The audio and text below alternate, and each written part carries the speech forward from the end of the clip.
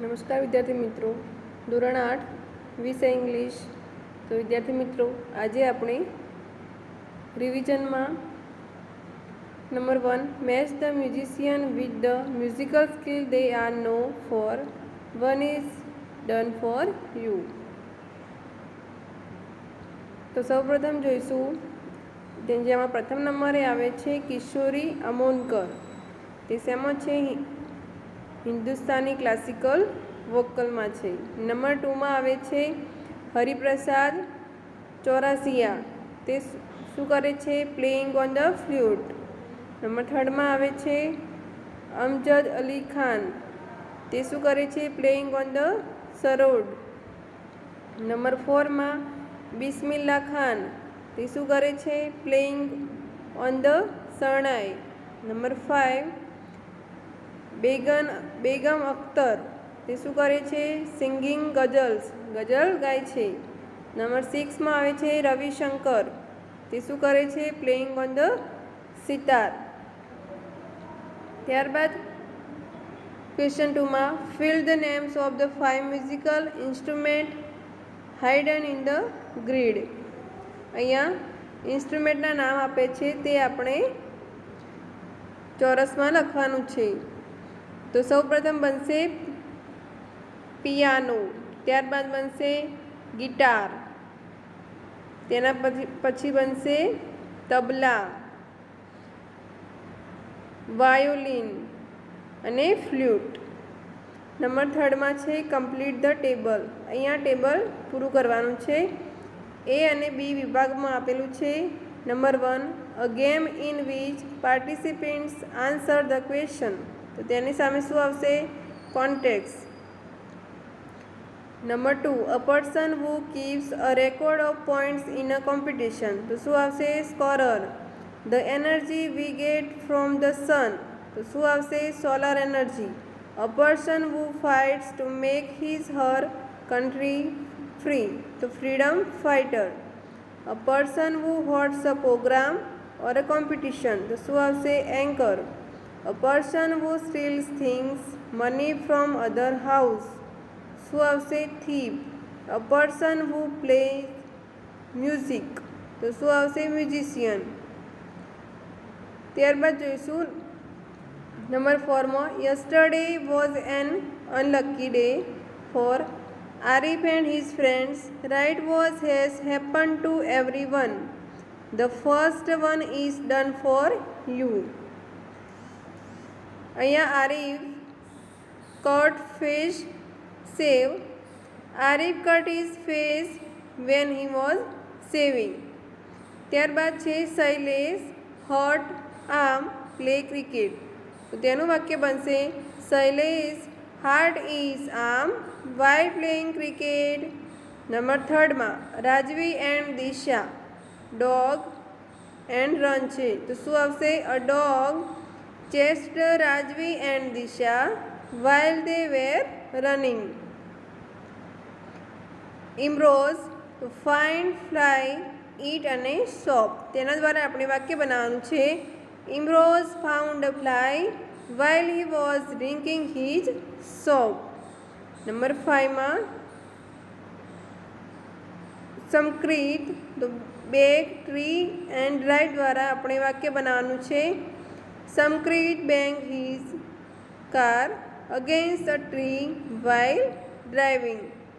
Number 6 Dwija તો burn finger અને cook. તો Dwija burnt her finger while cooking. ત્યારબાદ question 5 match the sentence with their answer. તો why don't you ask him. તો તેની સામે શું આવશે? Because I have never meet him. Number 2માં why don't you join us for the movie. તો because I have seen it 100 times. Number 3 why are you sitting ideal. Because I have finished my work. Number 4 why don't you read this book? So because I have read it.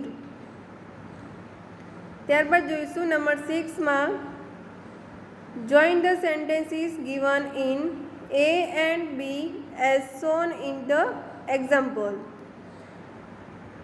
તો અહીંયા A અને B table આપ્યું છે. A અને B આપણે match કરવાના છે.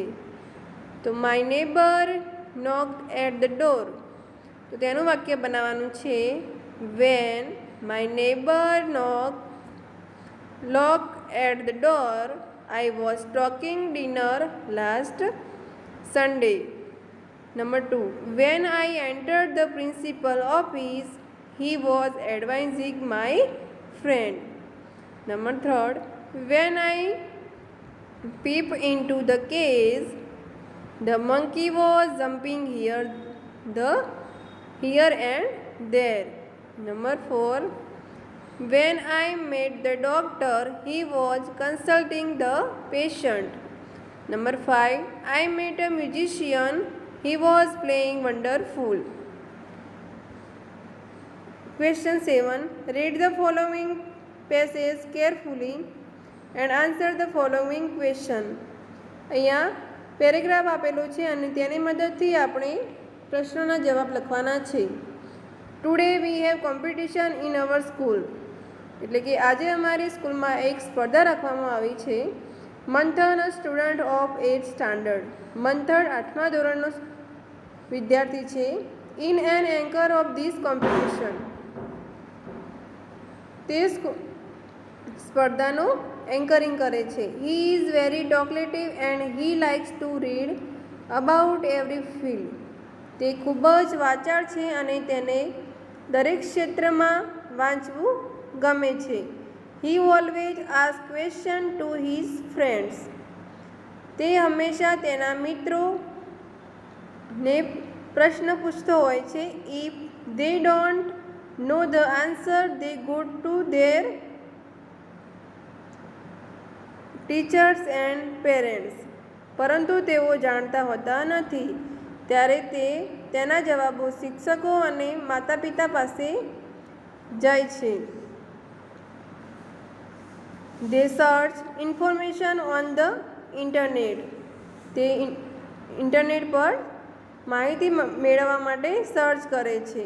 Thus they have quite a good information about Gujarat as well as India. તેની પાસે ઘણી સારી માહિતી છે ગુજરાત અને ભારત વિશે. They also have interesting information on various subject.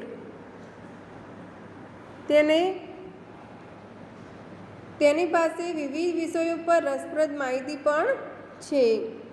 And today મંથન and his friends have arrange this competition for us. અને આજે મંથન અને તેના મિત્રોએ અમારા માટે આ સ્પર્ધા ગોઠવી છે. Where Manthan is going to ask question. અને જ્યાં મંથન પ્રશ્નો પૂછવા જઈ રહ્યો છે. Priya is the scorer. Priya શું છે? સ્કોરર છે.